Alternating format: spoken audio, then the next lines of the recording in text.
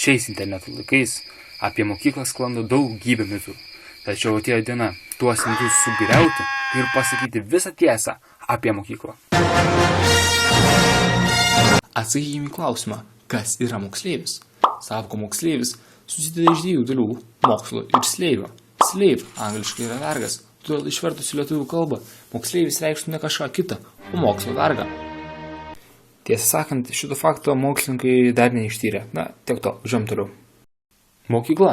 Mokyklą lengviausiai galima įsivaizduoti kaip didžiulė gamykla, kuri mokiniams suteikia žinių. Ar bent jau turėtų. Valgykla. Tai pati geriausia vieta atlikti nepadarytus namų darbus, pasistumdyti eilėse arba pasiklausyti mokyklos triukšmo. Tačiau geriausias valgyklos pliusas yra maistas. Nesipirkdamas jautiesi lyg dalyvautum loterijoje. Niekada nežinai, kada kasininkė duos daugiau grąžos ar padovanos vakarykščius barščius. O galbūt šiandien tų padarų stalų rasi didįjį savaitės prizą 2 litus. Mokslai. Paprastam moksleiviui mokslai yra per sunkus, todėl dauguma mokinių arba bėga iš pamokų, arba per jas miega.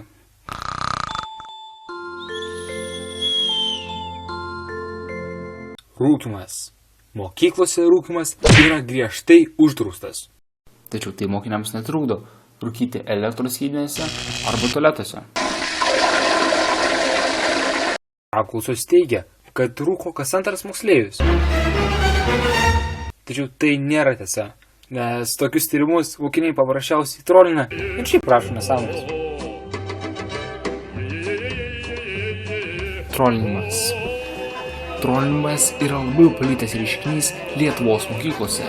Vienas geriausių to pavyzdžių tai suolais užstatomi mokytojų kabinetai. Pertraukos. Pertraukų metu mokiniai dažniausiai žaidžia kortomis, nusirašinėja namų darbus, užsėdinėja tualetus arba nieko neveikia ir stumia laiką. Klasės. Klasė yra smulkiausios mokyklos vienetas. Mokinių skaičius joje svyruoja nuo 30 miestuose iki 15 kaimuose. Tačiau, kad ir kaip būtų, kiekvienoje klasėje yra po 2 moksliukus, 4 banditus, 1 aktorių, 1 mokytojų papirkinėtoją, 2 sportininkus, verslininką,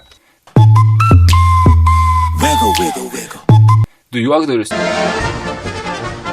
ir vakarėlių liūtą.